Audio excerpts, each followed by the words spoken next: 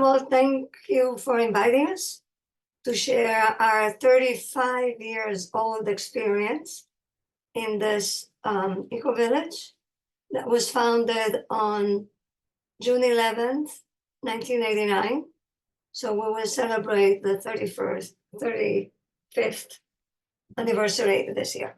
As I was saying, the title of this presentation is A Medieval Village Retrofitted with Ecological Principles to Minimize the Energy Impact and Maximize Sustainable Living for the Permanent Community.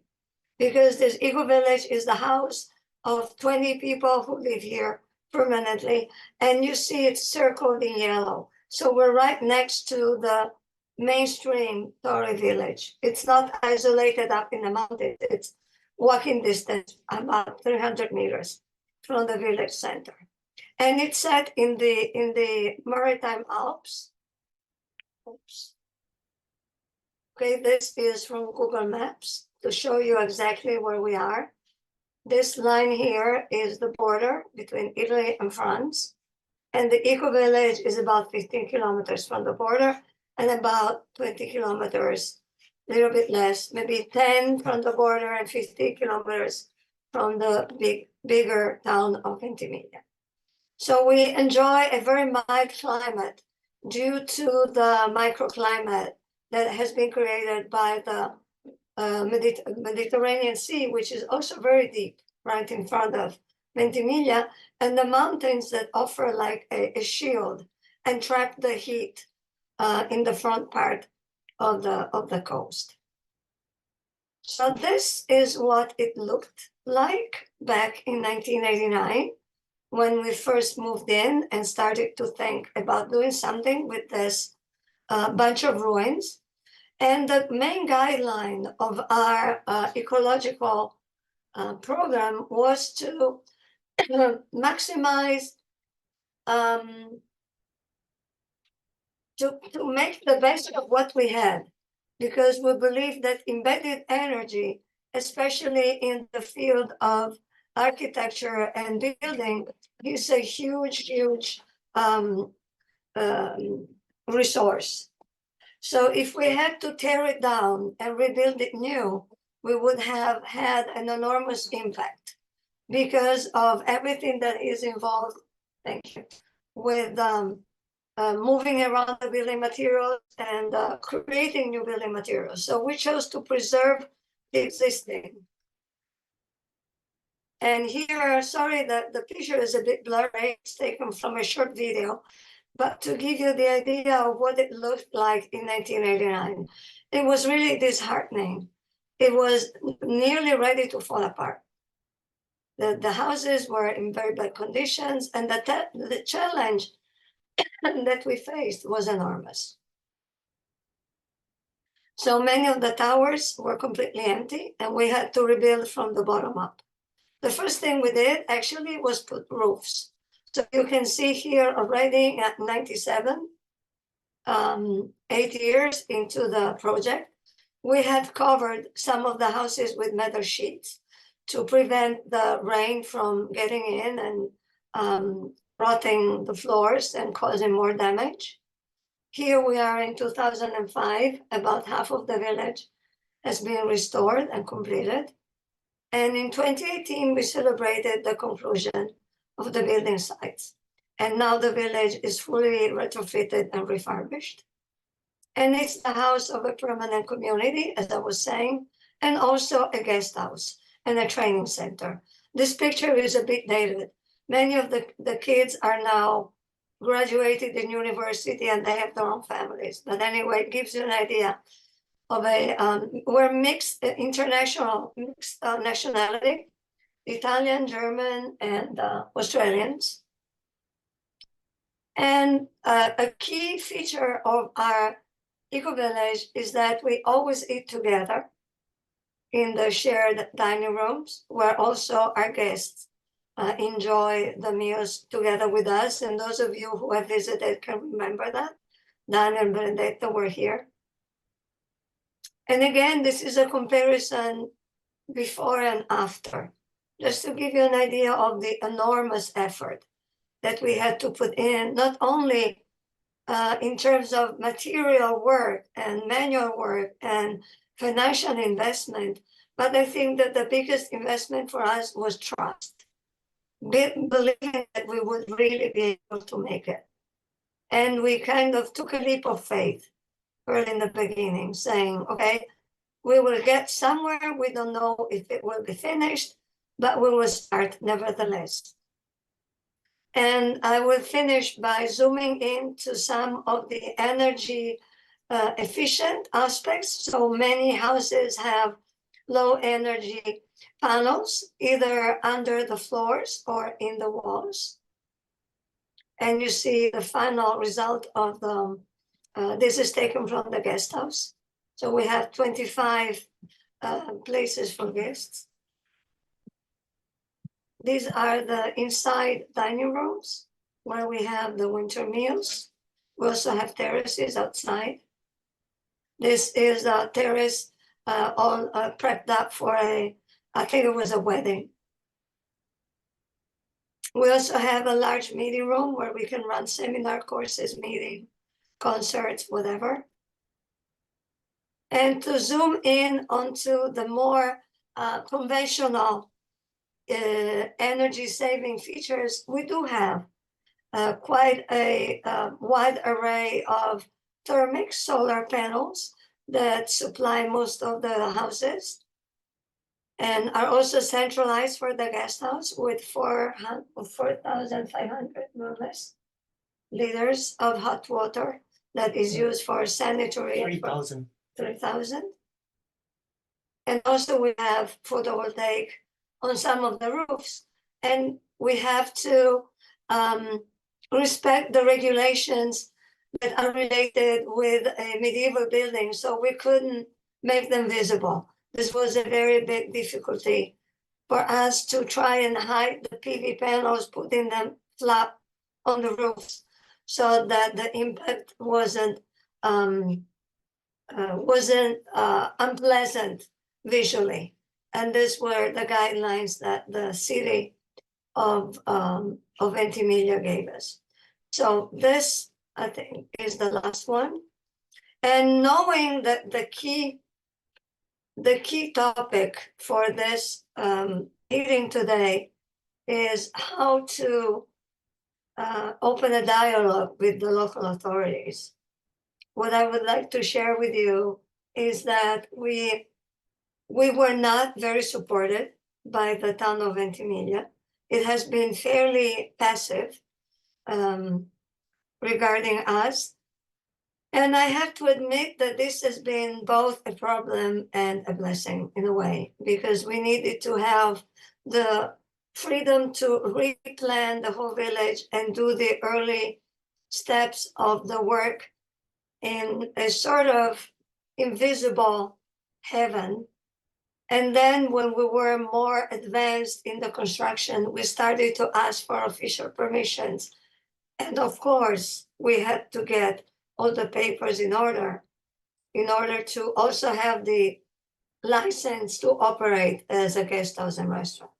So it was a gradual approach with the local authority. We needed to build credibility and make them trust us and make them understand that we were not a bunch of hippies or a cult or a speculation project that wanted to just restaurate and then sell. And it took time.